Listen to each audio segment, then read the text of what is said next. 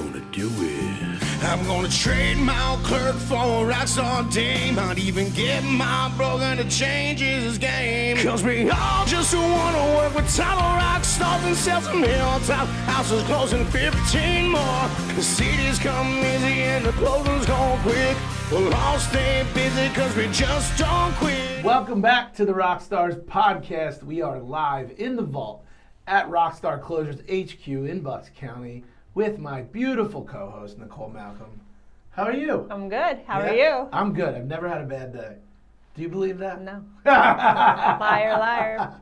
Pants are not on fire. And we are here today with the myth, the man, the legend. This guy is tearing up the game since he got in.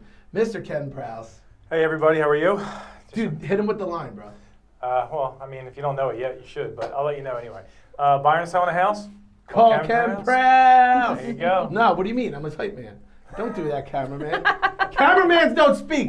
How tall are you? 5'1".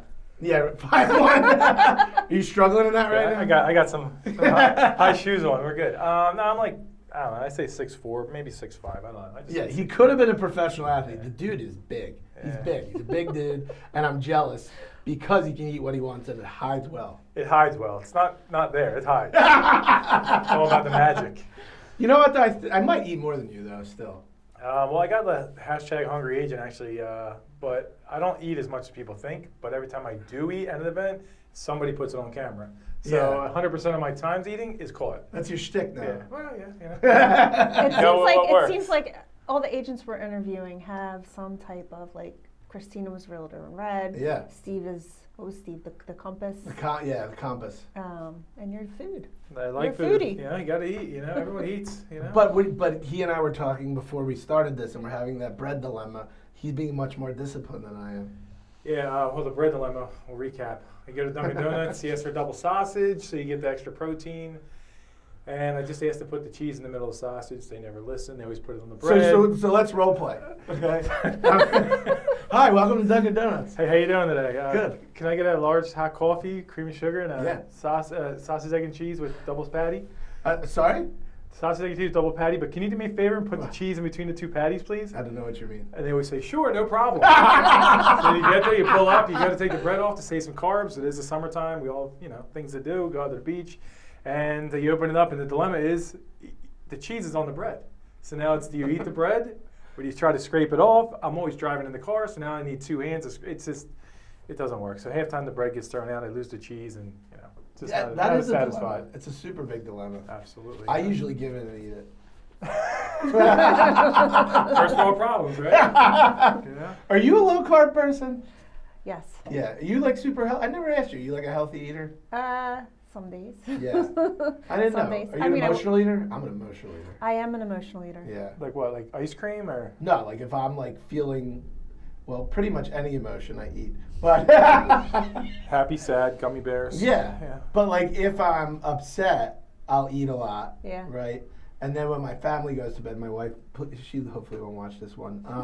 When everyone's going to sleep and I have to do work. Attack the fridge. Dude, it's like how else do you stay awake?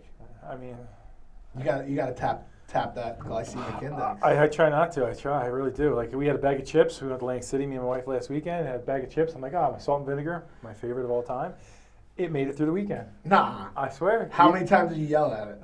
You're just like. I told her to stop looking at me. Stop looking at me, Chips.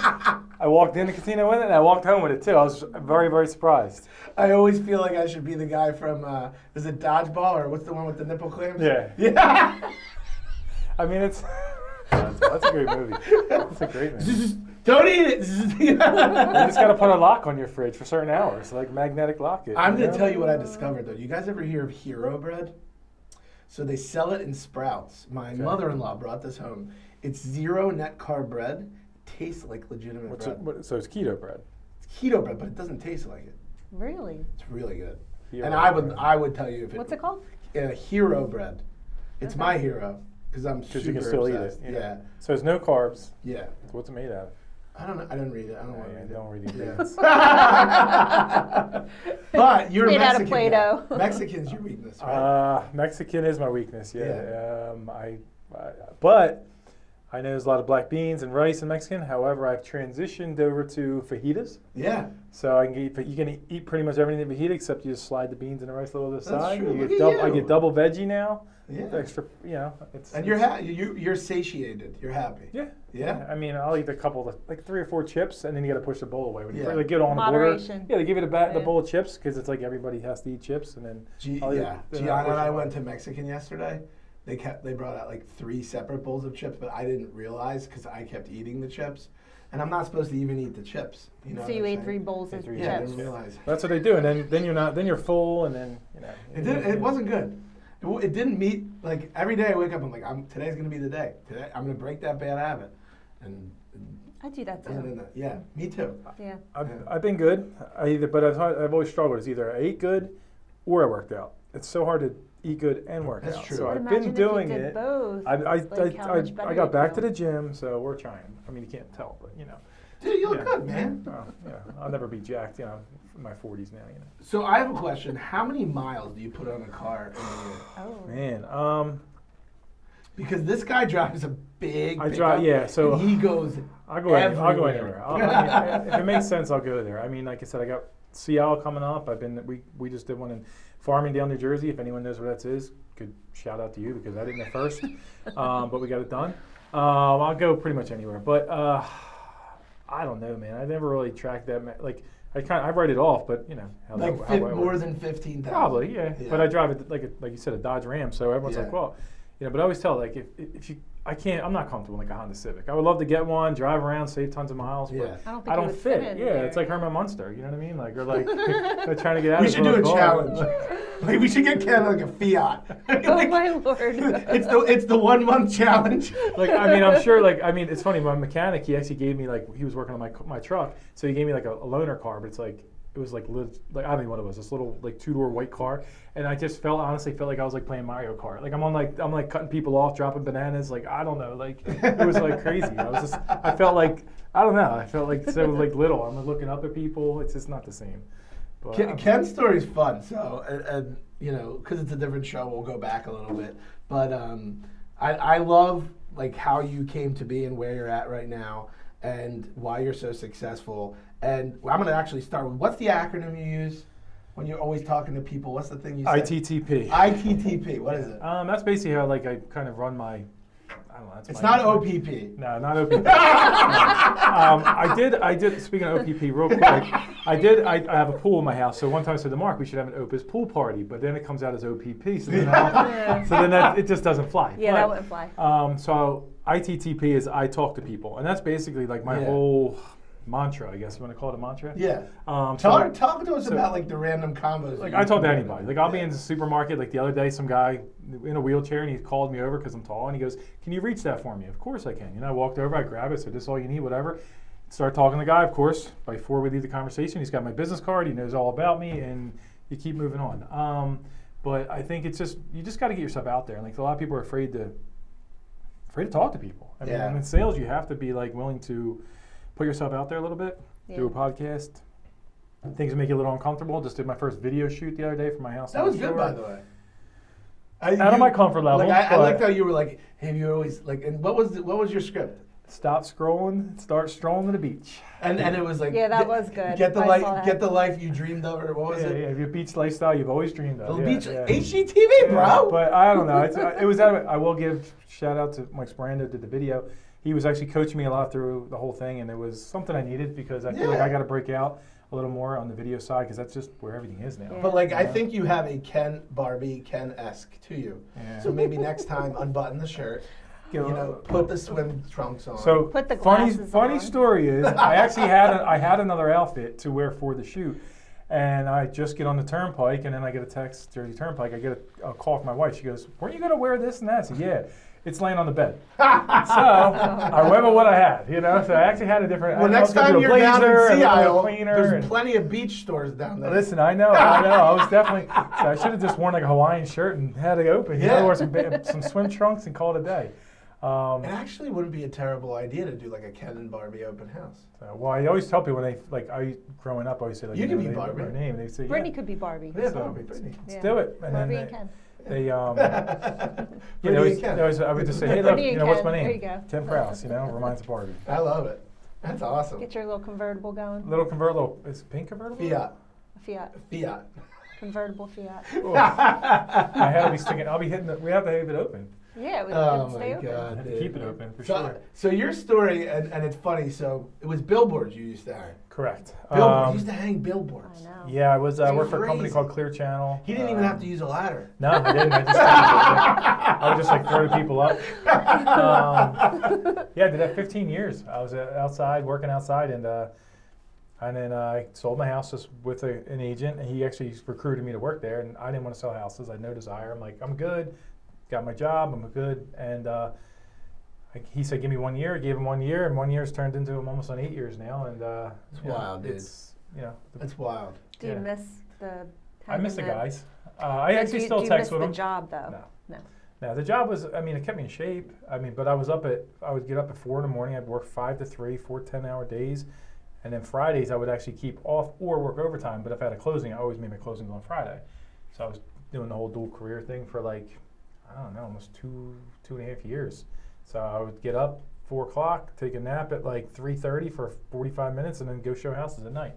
So how So- was that that transition of going from working full time to then venturing out? Because I'm assuming you were married at that point, right? You had Yep, kids. married, kids. Yep. So that had to have been scary. Yeah, 100%. So actually, so I was doing it for a little bit, and I was at the Red Building place before, the Red Company. I did well there. I won Rookie of the Year. Thou so I'm like, shalt all not right. be named. Yes, I'll keep it down. But I did good there. I came out Rookie of the Year my first year. I'm like, oh, maybe there's something to it. And then I was really literally killing myself doing both jobs. So it was a tipping point. Like I'm just going to walk away from it, or I got to go all in. And the world shut down, middle of the pandemic shuts down. So April of 2020 is when I actually made the decision to go full time. So can't walk in the house and show it because we weren't allowed.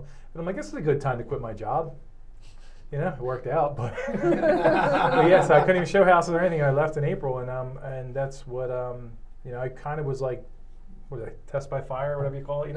I had to produce, and knock on wood, so far so good. So Yeah, but I think with you, it's not like you're a competitive person, but the deals Not will Ken. come. No. Not at all. No.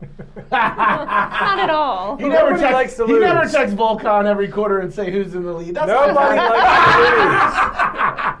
I don't know anyone that's okay with losing. I don't know. Listen, at the end of the day, bro, can't throw salt on your game. It is what it is. If you can be number one and make money and provide it for your family, that's a slam dunk. I try. Yeah. I like the job. I honestly like the people. I'm like 90% referrals now, so Yeah. it makes it easier when someone calls you and said, hey, you helped my cousin, or you helped my nephew, or you helped whatever. That's got to be It's rewarding. so nice. I remember when I first started, I was out with my old team lead, and we were sitting at a pizza shop, and he got a phone call, and he goes, oh yeah, I helped you. Yeah, I remember them. And he gives us the phone. He goes, yeah, I helped these people buy a house. Now their son's old enough, he wants to buy a house, so he just called me. I'm like, man, that's nice, And I just remember I was like, I always want to get to that point, and I am there now. I got a lot of family and repeat clients, and a lot of referrals, and that's that's the ultimate goal, I guess.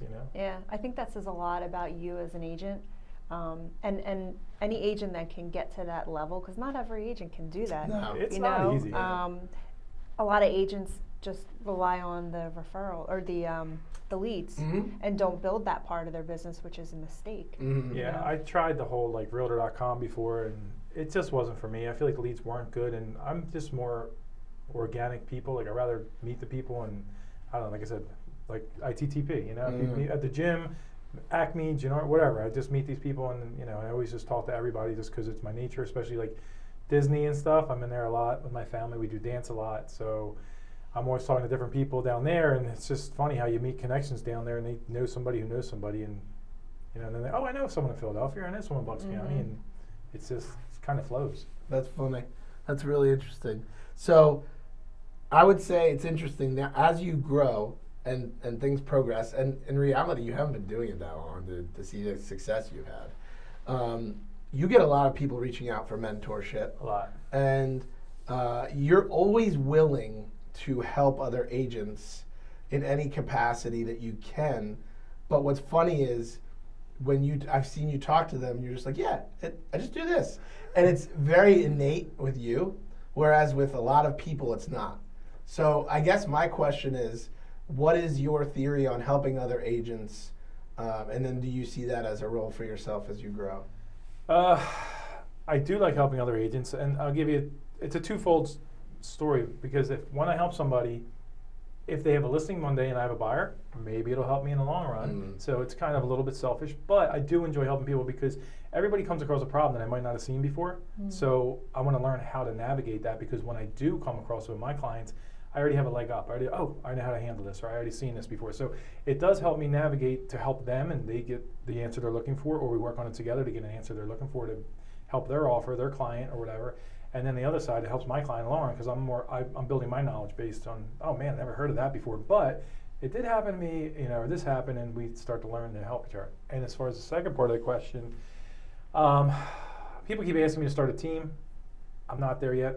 Don't start rumors. But Breaking! But I will help anybody at any time, and I don't like you said, I'll help people from all different brokerages if I can. That's and that's that is one thing that stands out in my mind, is it's very cross brokerage with you. Yeah, I don't care if you're the orange, the red, the blue, and the umbrella, the balloon, whatever. I don't care. I'll help anyone I can, because we're all in the same business. We're all in the same goals. Totally. My goal is list a house and bring the best buyer to my client, or bring the best offer to your listing. And a lot of agents look at each other as competition, and it's not like it was like that, I feel like. But like you said, I've been doing it almost 7.5, almost 8 years. I feel like since I've been in, it's already changed a lot. And I feel like it's like a lot more people are working cooperatively together. That's the whole word, co-op, right? But then I feel like before it was like a lot more friction, like, oh, I'm going to get over on this guy, or whatever. I don't feel like that. Like, if I can make my offer better for you, or you can make it easier for my client, just let's get it done, because their goal is to get your house, and your house is just, your goal is to sell it, or whatever the situation, Yeah, that's super important to be able to work with, because you never know when you're going to end up working with that person again. So it's super important to have that relationship that you build with the agents that are in the business. Yeah, I really feel like it's a huge part is relationships. I mean, like, you always want to, you always never want to burn a bridge, but also go beyond that. And like I said, like, I have agents that I've worked with. If I have a question, and they're more experienced than me, I'll call them. You know what I mean? And most of the people that I surround myself with are a lot of Bucks County agents, and they're, for the most part, we all get along great. You know what I mean? So so I'm curious. What I'm going to ask you some interesting questions. Sure, now. hit I've it. been thinking about Let's this. do it. I'm thinking about this. So.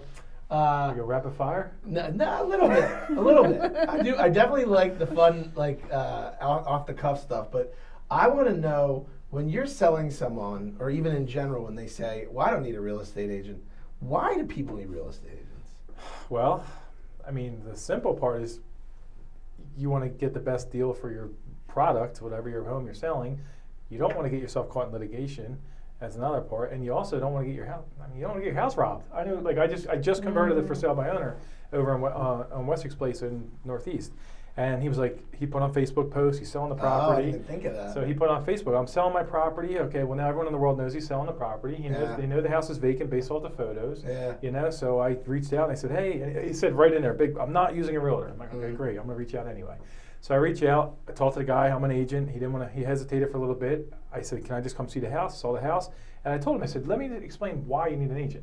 They don't have a seller's disclosure. Nobody knows what's going on in the property. They don't have a lockbox on the property, so they're running back and forth every single time to open the door.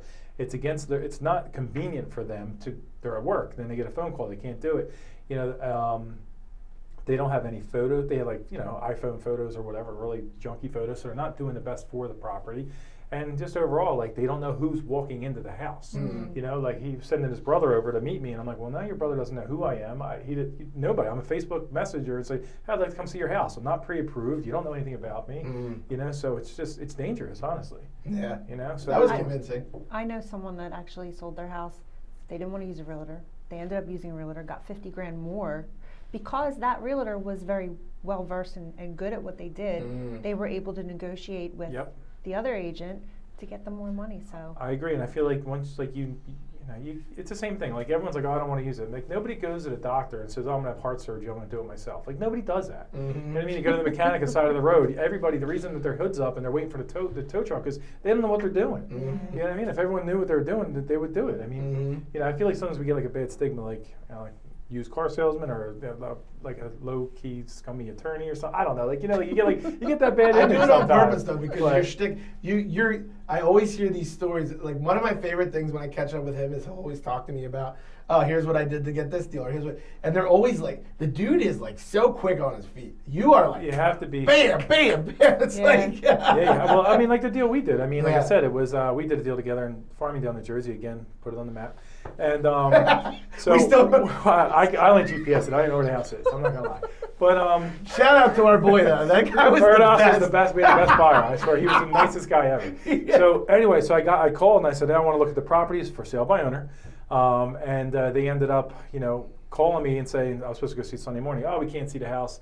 We took an offer under contract. Well, it's in Jersey, and some people don't know. Tell them what but that in Sunday Jersey- morning was. So in Jersey, it was Super Bowl Sunday was Sunday morning. And the Eagles were playing. Eagles in the Super Bowl. They won, obviously. So I said, yeah, can we come see the property? He called me Saturday night, said, unfortunately, we took an offer. I said, okay. In Jersey, they do what's called an attorney review. If people aren't too aware, basically, attorney has to review the documents until everyone agrees.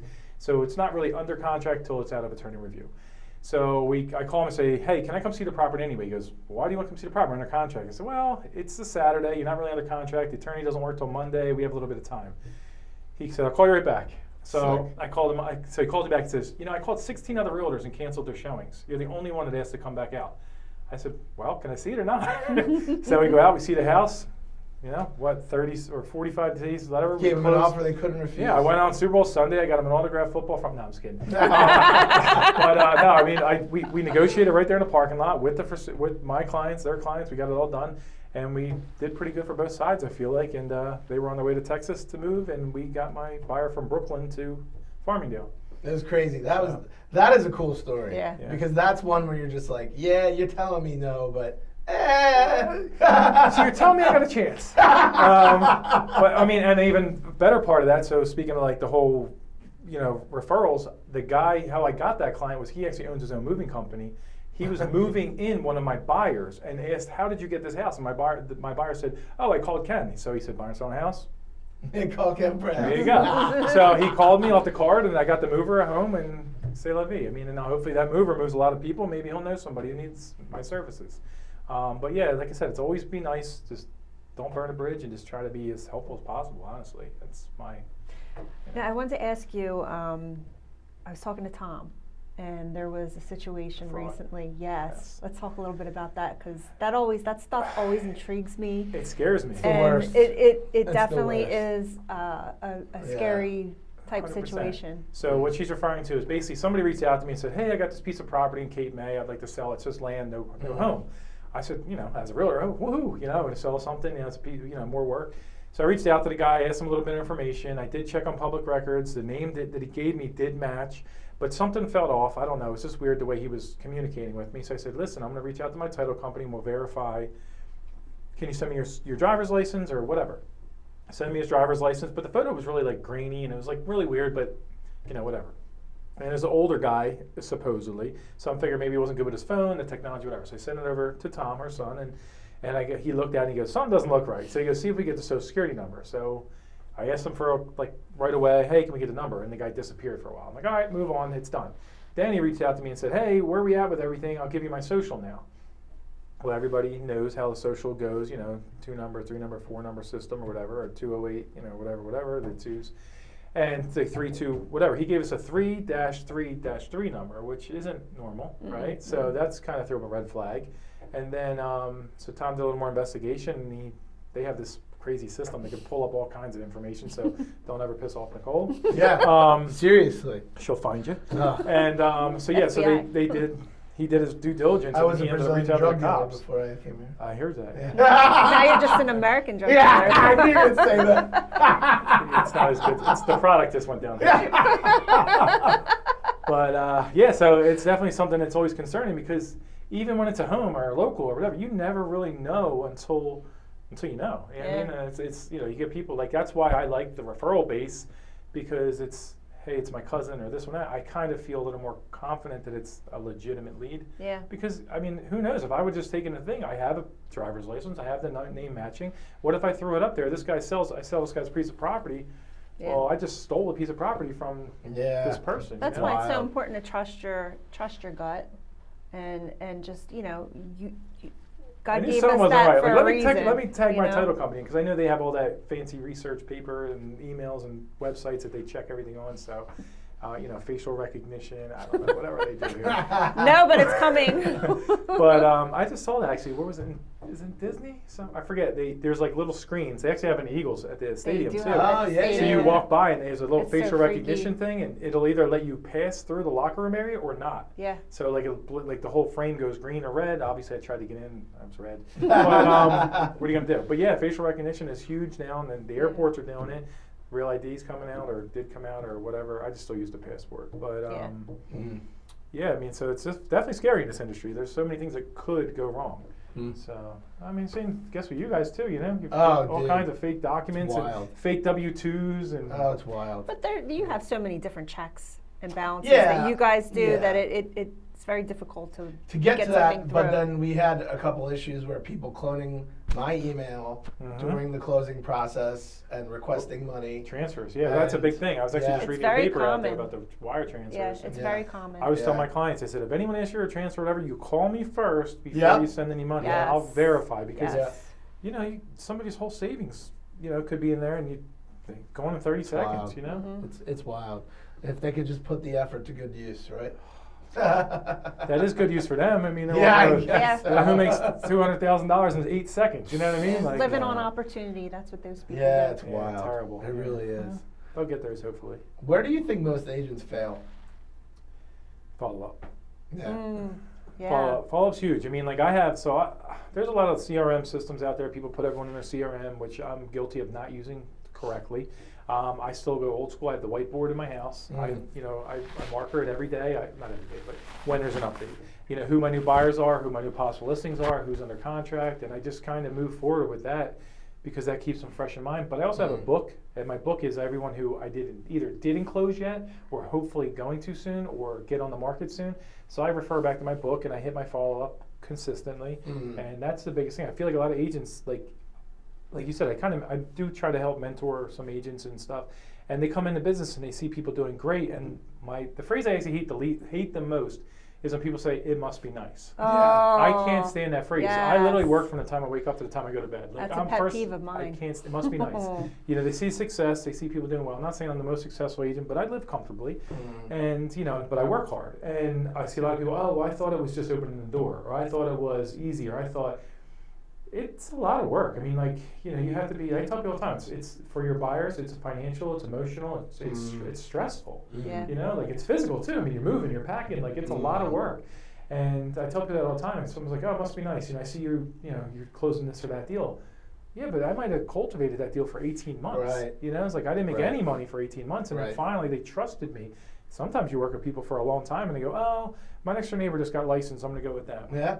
It sucks, Yeah. but it It's happens. par for the course. It Yeah. happens. I remember in the very beginning when I had a friend of ours didn't use me, and I'm like, well, why not? Well, you're too new. And I'm like, well, how am I going to get experience? But in reality, I don't blame them. It's the biggest investment in their life, for the most part. And I understand now. I'm a little bit more into it, but in the beginning, I was mad. Yeah. You It's know? always those that burn you. Yeah. It's always the ones that burn you that stick with you. Yeah, but I grew from it. And that's another thing too. Like I was on a team before, and I learned a lot of what to do. I learned a lot of what I would never do. Not saying what they did it just wasn't for me.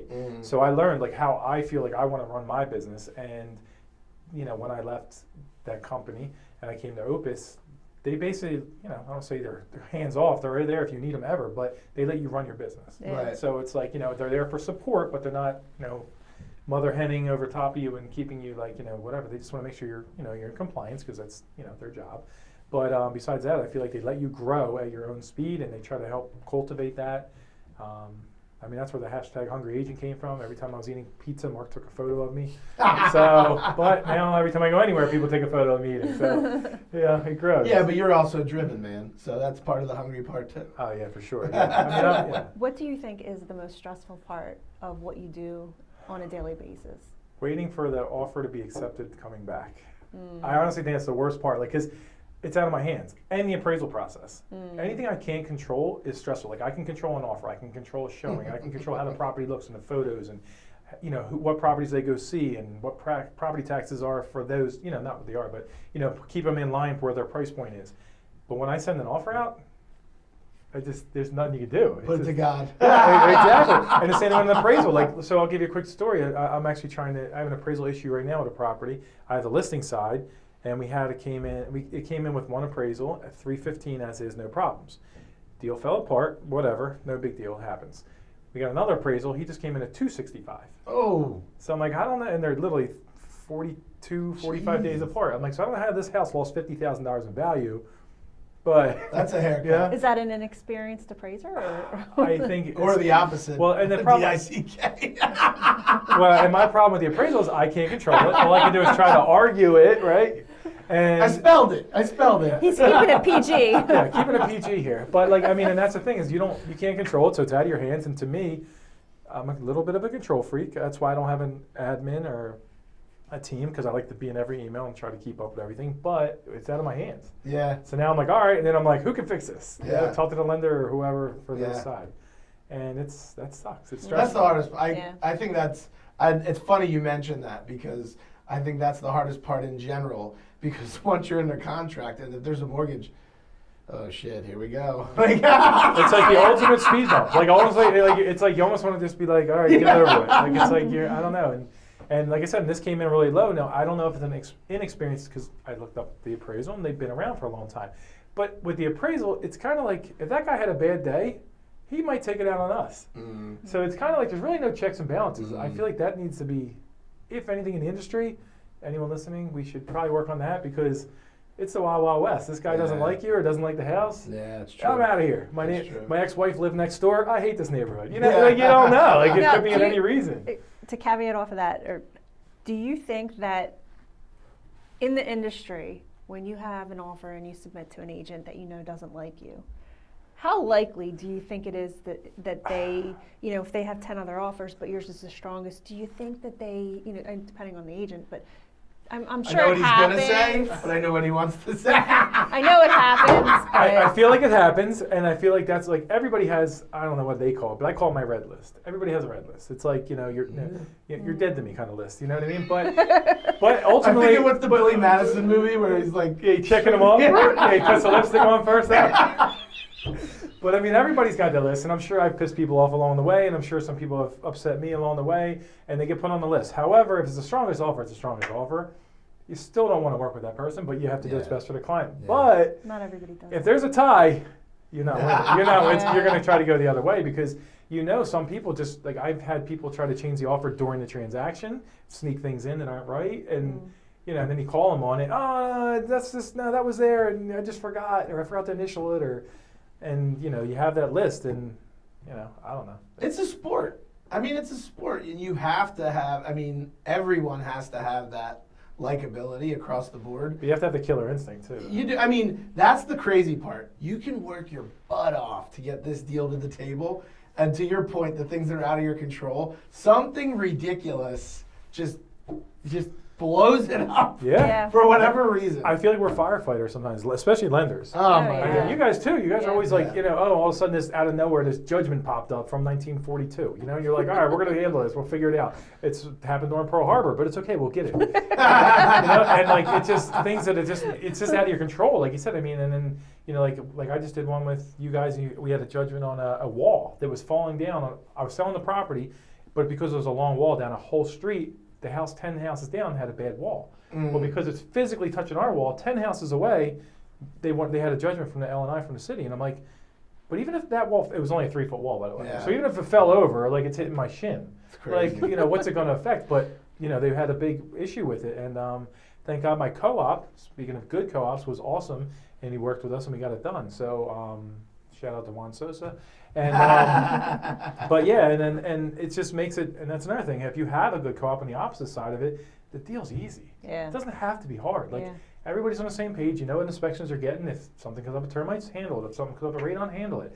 And you just move in the best ability for your client, but work in good faith, and that's the biggest thing. A lot of agents are they don't work in good faith. Yeah. And that hurts everybody. It hurts the industry, Yeah, and it's interesting you say that, because now that you are full-time and seasoned, you can see, I mean, call a spade, not every agent's the same. No. Not every lender's the same, not every title company's the same. And no matter how many times you tell people that Uncle Fred's the right, or Fred, whatever, I shouldn't have said it. Sorry, Fred. Uncle, look at Freudian slip. I love you, Fred. Uncle Tim. Uncle Timmy, Uncle Timmy with the one leg, yeah. Is the way is the way to go. You know, there's you have to trust the agent first that's referring you to the people that they know, like, and trust. Because the one thing I tell everyone, and I keep giving Mark kudos for this, but it's true. Mark and I he started Opus at the same time I started working with him. And he and I always balanced each other and saying, we got to both do better. And we would, and because of that, being a perfectionist in a deal and being afraid, like, my biggest fear is that I miss something. And if I miss something and the deal blows up, you're going to look at me and be like, why aren't you using that lender again? And the reality is hard. people don't forget. No. People don't forget. And No, but you know what? yeah. You're only as good as your last deal. absolutely. But I will say, Which stinks. to caveat to that though, like, let's just Uncle say, Tim. let's say Uncle Tim does mess up, right? Uncle Tim makes a mistake. If Uncle Tim jumps on the sword, Yeah. different story. Yes. If you Yes. jump on a sword Yeah. and you say, hey, you know Yeah. what, I missed this, I messed Yeah. that up, different story. Yeah. If you just say, oh, it wasn't me, sorry, I don't know why Yeah. your deal fell Yeah. apart, Yeah. and you That's character. then it's a whole different And story. you and I mean? talked about this. So- It's the accountability. It No is. one wants to take accountability for the mistake. Yeah. No Right. one. And I tell all the time, I mean, like, my clients, I actually tell them when we do the whole process, I'm like, this is the process from A to Z. I like to sit down with people. I still like to meet at Dunkin' Donuts. Not a fan of Starbucks, sorry. But I'll meet at It's the Dunkin' double Donuts. sausage with the cheese. Exactly. So, I mean, Starbucks is just too fancy for me. I don't know. Like, it's like Italian words to order. I don't know. I just like to say large. They don't do double You know, sausage. so- It's grande sausage. Yeah, it's like Grande or Double, grande, yeah, whatever. something, It's I don't not know. our language, Ken. So- it's big sausage. And like it's too much sometimes. Anyway, but I like to meet face to face because I like to tell people, like, hey, this is the process from A to Z. And I always tell them, Grande sausage. I like, you can't put big grande sausage on the camera. Anyway, I'm sorry. Uncle Tim's not gonna like this. So anyway, I like to meet face to face because I feel like I go over it and then I'll tell them, I say, like, I'm gonna repeat myself 17 times, but I never want you to tell me, oh, you never told me that. Yeah. I'd rather tell you 50 times that, hey, the deposit's due in 5 days, but I always lie to my clients and I tell them all the time it's 72 hours. Yeah. But because the first 2 days you think you have a week. Yeah. The first 2 days you don't do anything. Oh, we got a whole week. And then I'm like, did you send a deposit? Oh yeah, I got to work the next 3 days. I'm like, what are we doing here? But yeah, it's definitely the industry. I feel like is actually changing now too. Like you were saying, like where people are. I feel like there's like everyone's in a different. You get in a different time. Like I'm very hungry. I still want to take every deal I can. We know But you're some hungry. agents, I'm actually getting hungry. We're talking about Dunkin' and sausage, and I feel like people are like either just starting out and they're like willing to do everything, but they get burnt out quick if they don't start closing deals. And then I feel like a Yeah. lot of agents who are on their way down, I don't say bad agents, but they are more lackadaisical. Yeah. They're not answering the phone. Yeah. They're not hitting it as fast Yeah. because they don't need to. They've already Yeah. built that pipeline, Yeah. So and that's frustrating. But the flip side to that is, believe it or not, and we always, because when we're in the industry, we look at it like people outside, to them they're not like these known brands. So like Yeah. your bigger agents that are just really well known, they're like, I don't know, like we're in a sports league and these are the all-stars. Yeah, right. And we when we meet these people, we know who they are. Everyone else will be like, is this guy? I don't know who this guy is. But you work so hard to develop that brand, which has a lot to do with the quality you put out, right? At the end of the day, either you find people that are like you that can carry it on, or you figure it, because otherwise you just destroyed all of that work you did. Yep. Which sucks. Yeah. I mean, that you're right. sucks. Yeah, like I said, I try to help different people from different brokerages, and everyone. I feel like the reason I come to me, I don't know some of these people. They just call me, hey, this is Timmy from whatever, and then I'll say, yeah, what's up, Tim? How are you? And then I try to help them. Again, I'm not perfect. I don't know everything. I'm still newer compared to some of the people who've been in the business a long time. But I try to be involved and try to keep up with what's going on. You know what I mean? So that way I can try to answer it to the best, or at least I say, this is what I would do. Right. You know what I mean? Because I'm not saying this is the perfect answer, but this is Right. how I would handle Right. it. give at least an advice, and if they take it, great, and it works out, they call me and say, hey, whatever, knock on wood, I never get called and said, hey, I'm going to law, I got sued, but, you know, so apparently I'm giving pretty good advice, and like you said, I do agree with the analogy of, like, there's a lot of people I look up to in the industry, like, they're crushing it every day, and, like, I feel like I'm doing well, and for me, I'm successful, especially where, like I said, I did the billboards for so long, and I was, you know, blue collar and different things, and I that's the clientele I like. That's who I go with. Like, once in a while I'll sell a nicer, higher end home, but that's not me. Right. You know what I mean? Listen, I'm not saying I don't like the commissions at higher homes. Don't fool yourself. But watch Ken's most recent video about his CI listing. You fit that beach well, bro. I do. Well, I'm not saying, but I mean, I relate personally to you know, everyday people. Like, that's what I like, and that's why the whole ITTP thing is I talk to people, and I just want to be around people that are, you know, every day. I don't like the super high end, and you got to treat them differently, or they treat me differently. It's not what I'm here for. Yeah. I'm actually here to help. Yeah. You know. No, I mean, would you let your daughters be agents? I would love.